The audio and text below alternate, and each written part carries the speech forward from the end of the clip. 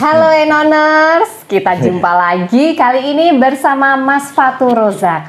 Beliau adalah pebisnis yang sukses ya. Sekarang saat ini sudah menemukan ya yang pas di hati dan juga pas di kantong. Itu ya, sampai udah berapa lama itu menemukan ini? Rumah akrilik ya? Saya keluar dulu di perusahaan dulu 2012 ya. Kemudian 2012 saya mulai akrilik 2017 akhir, ya pertengahan lah ya. Jadi rentang waktu 12 sampai ke 16 aja kan udah berapa? 4 tahun ya.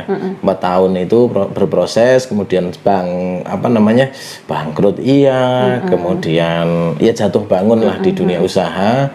Nanti kalau saya ceritakan kisah kebangkrutannya itu ya, kalau buat saya saat ini adalah itu hal yang sangat berarti.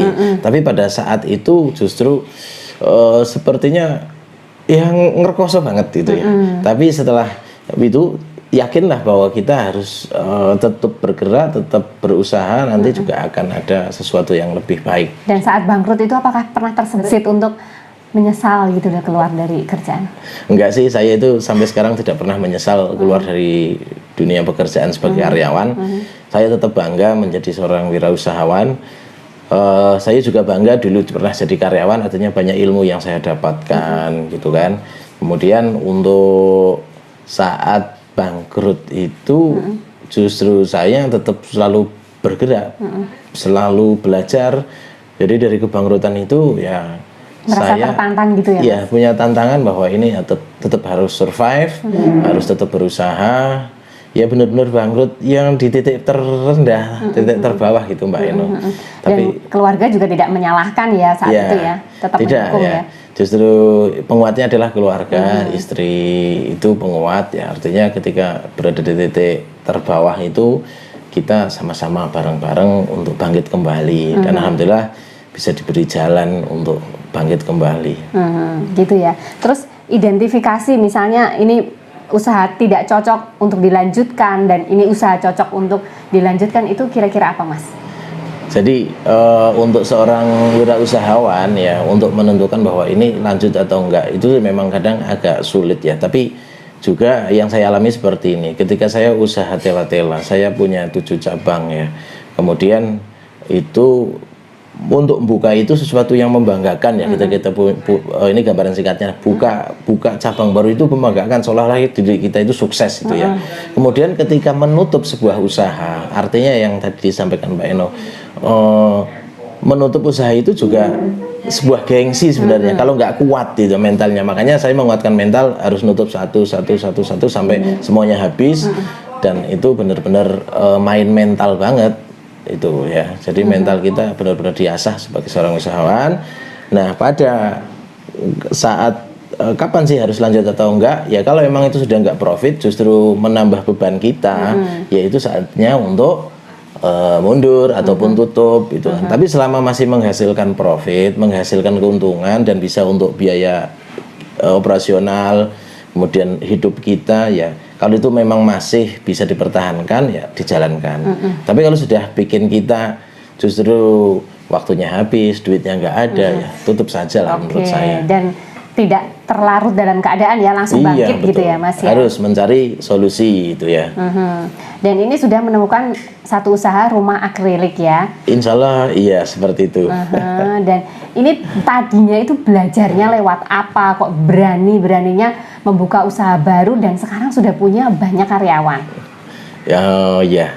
Jadi kadang ide itu kan belum tentu datang dari diri kita. Seperti yang rumah akrilik ini, saya kebetulan punya teman-teman satu tim gitu kan awalnya, kemudian punya teman yang lain lagi melihat. Jadi sebenarnya ini saya cuma melihat teman saya yang jualan akrilik jadi sebuah kerajinan yang dijual dan ternyata bagus. Nah saya dan teman-teman yang lain tuh, ini cara bikinnya seperti apa sih, alatnya apa aja sih, terus gimana. Nah ini baru terpikirkan untuk ternyata bisa nih bikin usaha kayak gini. Nah itu ide awalnya.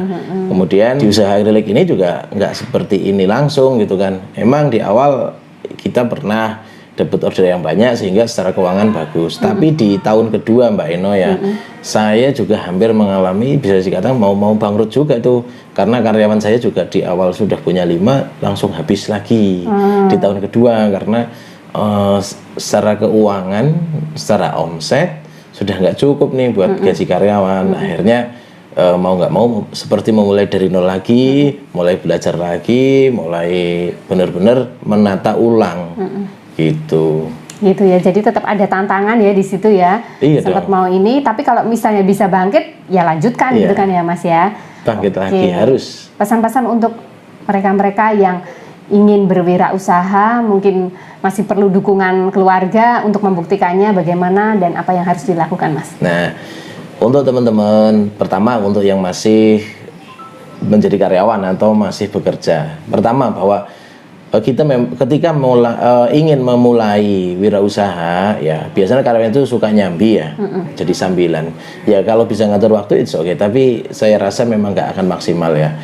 Nah, ketika mau memulai kemudian mau keluar ya ditata dulu ya, ditata dulu. Yang pertama adalah keluarga kita ya, kalau yang sudah punya istri ya dengan istri diskusi, orang tua, mertua. Nah, ini juga lingkungan kita terdekat dulu ya, kita beresin sebelum ngomongin ide usaha yang ini itu ya, yang jelas beresin dulu adalah itu. Yang kedua harus banyak belajar, harus banyak tadi ya link gitu ya, bergabunglah dengan grup-grup komunitas-komunitas gitu, nantinya bisa menjadi sumber inspirasi buat kita.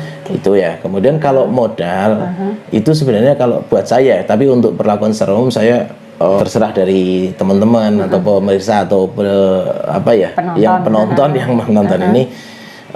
Buat saya adalah modal tidak menjadi fokus utama, tidak menjadi nomor satu, tapi bagaimana diri kita itu punya ide dulu ya. Apalagi di zaman sekarang itu yang penting punya HP, punya kuota itu sudah bisa berwirausaha. Kemudian siapkan mental bahwa perjalanan wirausaha itu tidak seindah melihat orang lain yang sudah sukses ya. Jadi kalau lihat orang sukses, pelajari prosesnya itu seperti apa ya. Jadi jangan tergiur dengan bahwa wah enak jadi wirausaha, waktunya bebas, duitnya juga unlimited, bisa jadikan seperti itu. Tapi perjalanannya luar biasa. Nah, itu mental yang harus ditata.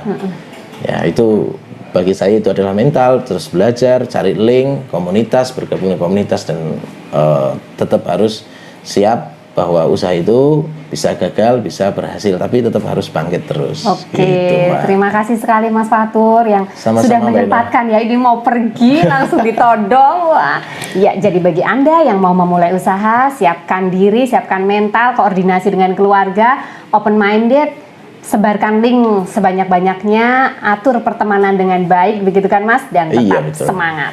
Siap. Oke, bye-bye. Terima kasih sekali telah menonton Eno Untari YouTube channel. Jangan lupa subscribe.